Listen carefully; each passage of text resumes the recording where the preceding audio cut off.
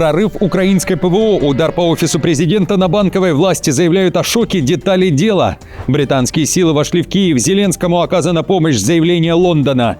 Экстренная эвакуация представителей правительства, армия в полной боевой готовности, решение и призыв покинуть территории. Американские военные ударили по военным силам США, Friendly Fire от Министерства войны, объявлен режим закрытого неба. Баллистическая атака по России, пуск новых ракет запечатлен, характеристики и попытка дотянуться до нужных целей. 11 регионов страны в режиме ракетной опасности.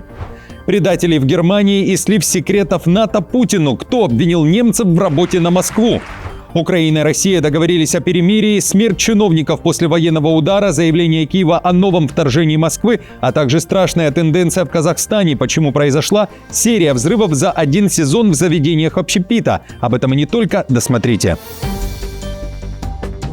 Друзья, всем привет, это «Время Прядку», коротко, четко и по делу о том, о чем говорят в мире. Мне будет приятно, если вы поставите лайк, оставите комментарий и поделитесь этим видео. А я начинаю. Слугу народа едва не отправили на фронт. Начну с громкой истории в Украине. Народный депутат от партии «Слуга народа» Коптелов намекает, что его хотели упаковать неизвестные люди в балаклавах. Все произошло в Днепре на проспекте Яворницкого. Депутат уверяет, что к нему подъехал бус, из которого выбежали люди в балаклавах. Они проигнорировали требования позвать полицейского. В итоге один из них представился сотрудником, другие требования проигнорировали. Депутат уверяет, что один из неизвестных держал руку за спиной на рукоятке пистолета и угрожал его применением, а также физической расправой. Это цитата. Вот что еще написал Коптелов. Публично обращаюсь как народный депутат Украины с требованием немедленно разобраться в этой ситуации. Больше нет сил это терпеть. Каждый день происходит одно и то же. Люди в балаклавах, без документов и без представления с оружием запугивают и унижают граждан. Я не знаю их фамилий и имен. Есть только автомобиль с номерным знаком.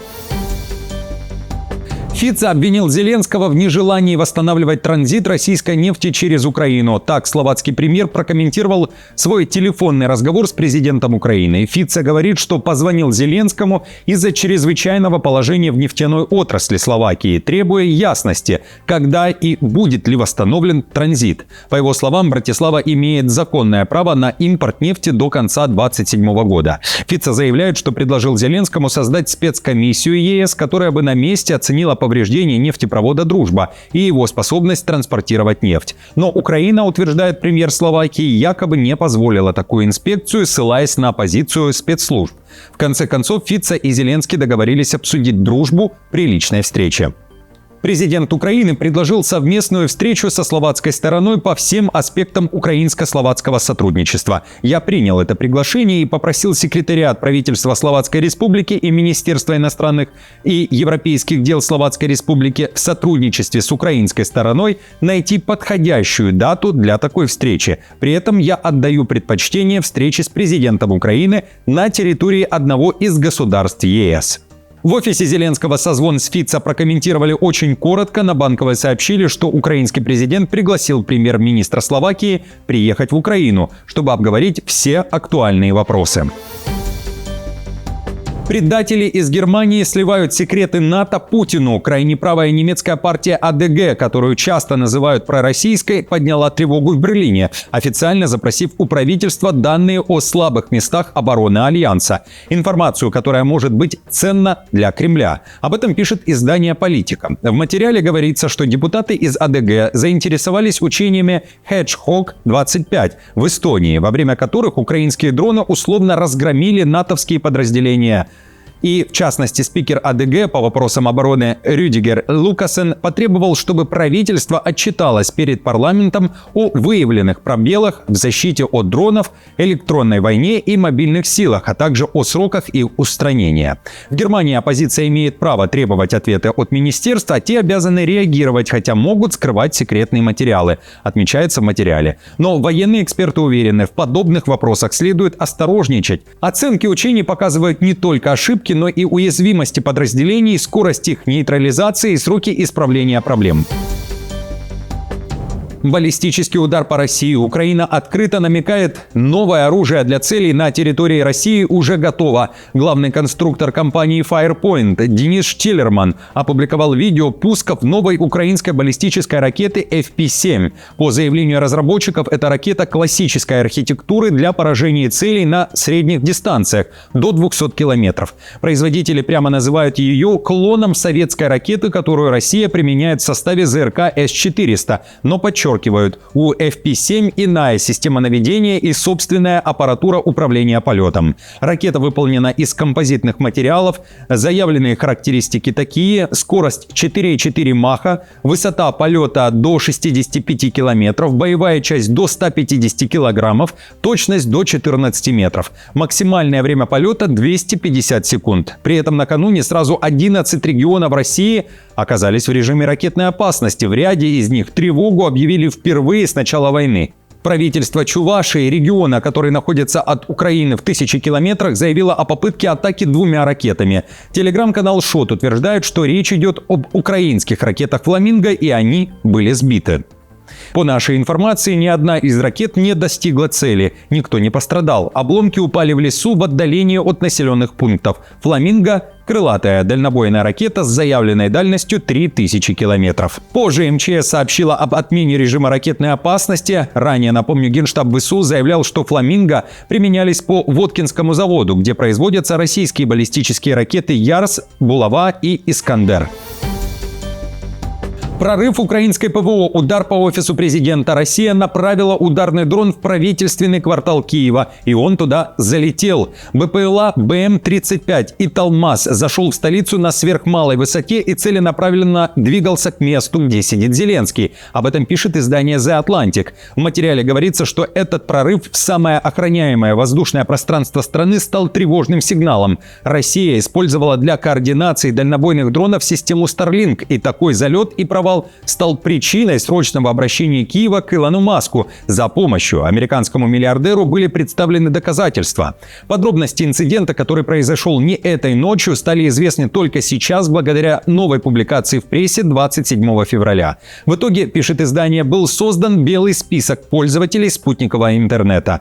Украинское правительство было в шоке в тот момент, когда, как заявляет издание, дрон залетел в центр столицы и двигался в сторону Банковой. Дрон летел настолько низко, что чиновники в здании Кабинета министров могли видеть его из окон 7-го этажа, как он проходит ниже них. Многие это увидели и бегали с криками: «Что это, черт возьми, было?», вспоминает один из чиновников. Позже дрон был идентифицирован как российский БМ-35. Он врезался в соседнее здание, причинив незначительный ущерб. Никто не пострадал, сообщил источник на условиях анонимности. Британские силы вошли в Киев. Неожиданное появление и решение Великобритании и Украины. Зеленскому оказана помощь. Экс-премьер Риши Сунак официально вошел в Международный консультативный совет по экономическому восстановлению Украины при Зеленском. Роль неоплачиваемая, но политический вес решения огромен. Речь идет о стратегическом перезапуске украинской экономики в разгар войны, пишет издание The Independent. Совет будет консультировать лично Зеленского и его экономического советника Христю Фриланд. Накануне уже состоялось первое заседание. Сунак сделал такое заявление. Западу нужна сильная Украина, а сильной Украине нужна сильная экономика. Поэтому я рад присоединиться к международной группе, консультирующей президента Зеленского по вопросам экономической реконструкции. Я уверен, что Украина, благодаря своему человеческому капиталу, природным ресурсам и культуре инноваций, может стать одной из самых динамичных экономик Европы. Британская пресса пишет, что назначение Сунака – часть его стремительной постпремьерской карьеры. Он уже консультирует инвестиционный банк Goldman Sachs, Microsoft и компанию в сфере искусственного интеллекта Anthropic, оставаясь депутатом парламента. Удар Пентагона по военным силам США. Министерство войны устроило Friendly Fire – экстренная ситуация в Штатах. Открыт огонь по воздушной цели, в частности по беспилотнику другого американского ведомства над границей с Мексикой. Военные применили высокоэнергетический лазер против дрона Министерства внутренней безопасности в районе Форт Хэнкока. После удара Федеральное управление гражданской авиации экстренно закрыло воздушное пространство. Это уже второй инцидент за месяц. Ранее в Эль-Пасо тем же лазером по ошибке сбили, внимание, металлический шар, пишет New York Times. Речь, вероятно, идет о крупном гелиевом фольгированном шаре, которые могли принять за беспилотник. Тогда ограничения на полеты ввели и быстро сняли под давлением Белого дома. На этот раз в США вновь скандал. Закон требует координации с Федеральным управлением гражданской авиации, но в этот раз она фактически провалилась. Демократы требуют расследования. На фоне заявления о 27 тысячах дронов у границы за полгода главный вопрос звучит тревожно. Если ведомства не различают свои аппараты, что будет при реальной угрозе? Далее цитата из материала New York Times о том, почему та самая координация дала сбой. Согласно предварительному внутреннему отчету, таможенно-пограничная служба не уведомила Министерство обороны о запуске своего беспилотника в этом районе. Поэтому для военных он выглядел как неопознанный аппарат, сообщил представитель Пентагона на условиях анонимности, поскольку расследование продолжается. Украина и Россия договорились о перемирии, но прекращение огня локальное в районе Запорожской АЭС, чтобы восстановить отключенную 10 февраля резервную линию электропередачи «Ферросплавная-1». Об этом в соцсети X сообщило Международное агентство по атомной энергии. При посредничестве МАГАТЭ удалось восстановить работу линии 330 киловольт, обеспечив необходимое электроснабжение станции. По словам главы МАГАТЭ Гросси, чтобы ремонтные бригады могли работать в безопасных условиях, идет разминирование территории вблизи энергетических объектов этой станции. Противостояние не утихает. Убиты чиновники и военные. Пакистан объявил о переходе к открытой войне с Афганистаном. Исламабад сообщил, что ВВС нанесли удары по 22 военным объектам в ответ на атаки афганских сил 26 февраля. По данным пакистанской армии, ликвидированы 274 противника. Талибан называет эти цифры завышенными и заявляет о 55 погибших пакистанских солдатах. Афганская сторона также утверждает, что нанесла ответные удары дронами и ракетами, уничтожив 19 пакистанских постов. Бои вдоль линии Дюранда продолжаются. Цитирую. На данный момент были убиты 274 чиновника и боевика режима Талибан. Еще 400 получили ранения. 73 поста вдоль Пакистана-афганской границы полностью уничтожены. Кроме того, 18 постов находятся под нашим контролем. Они захвачены. Кроме того, по консервативным оценкам, 115 танков сил афганского режима Талибана были уничтожены. Сценарий войны уже на столе у Трампа. Вопрос только один. Когда будет отдан приказ об ударе? Западная пресса продолжает писать о неизбежности войны на Ближнем Востоке. Американскому президенту уже предложили варианты того, как можно бить по Ирану. По данным источников Axios, Трамп уже распорядился о масштабном наращивании американской военной группировки в регионе и всерьез рассматривает запуск полноценной военной кампании против Тегерана. Многие в администрации Трампа рассматривали эту встречу как последний шанс для дипломатии перед тем, как он решит, начинать ли войну. Высокопоставленный американский чиновник сообщил Axios, что переговоры были позитивными, но дополнительных подробностей сразу же не привел. При этом в пятницу ряд стран объявил о срочной эвакуации, в том числе и представителей правительства. МИД Китая выпустила экстренное предупреждение гражданам КНР срочно покинуть Иран из-за значительного роста внешних угроз безопасности, сообщает South China Morning Post. Волна тревоги пошла цепной реакцией. Аналогичные призывы выпустили власти Австралии, Индии, Польши, Казахстана, Финляндии, Швеции, Сингапура и Южной Кореи. Одновременно посольство США в Иерусалиме приказало не основному персоналу и их семьям срочно уезжать из Израиля, пока еще есть коммерческие рейсы, из-за повышенных рисков безопасности. Также в сети появились сообщения, что США распорядились эвакуировать необязательных сотрудников посольства и их семьи из Ирака и Кувейта. Однако позже эту информацию опровергли в Госдепе Соединенных Штатов. Сам же Трамп анонсировал новые переговоры по ядерной программе Тегерана и заявил, что недоволен Ираном. Он еще раз подчеркнул пункт, который не обговаривается. Это полный отказ Исламской Республики от создания ядерного оружия. Вам сказали, что если вы примените военную силу сейчас, режим изменится сразу же? Нет, никто мне этого не говорил. Вы не знаете. Я имею в виду, никто не знает. Может быть, да, а может и нет. Было бы хорошо, если бы мы могли сделать это без применения силы, но иногда приходится. Смотрите, у нас самая лучшая армия в мире. Ничто не сравнится. Я бы хотел ее не использовать, но иногда приходится.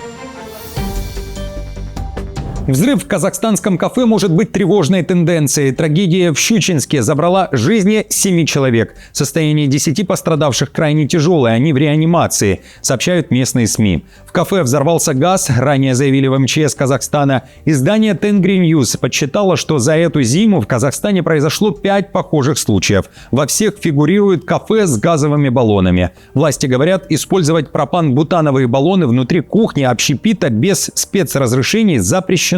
И по закону владельцы заведений обязаны заключить договор на техобслуживание газового оборудования со специализированной организацией, а также назначить сотрудника, специально обученного, который бы следил за газовой системой. На деле правила игнорируются, поэтому наибольшее количество утечек и взрывов, связанных с использованием газа, происходит именно из-за неправильной эксплуатации газовых плит и баллонов.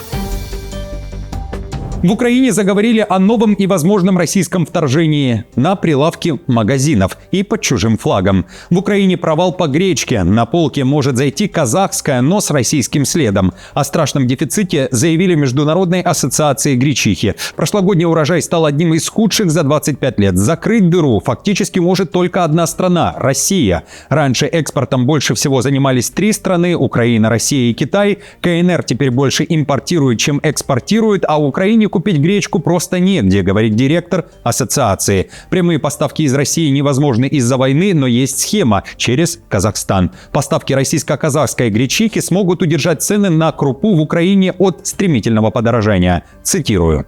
Используя договор о свободной торговле Украины с Казахстаном под видом казахской гречихи, оттуда будет заезжать российская. Казахстан граничит с Алтайским краем, который выращивает 50% российской гречихи. В предыдущие годы здесь, на границе со стороны Казахстана, построено 4 новых завода. Россияне завозили туда крупу, перерабатывали, и она становилась казахской. Друзья, на этом все. В целом же каждому из вас хочу пожелать сегодня хорошего дня и, конечно же, здоровья на все ваши события в жизни. Спасибо каждому за поддержку, лайком и комментарием. Хороших новостей, дня и настроения. И до встречи уже завтра.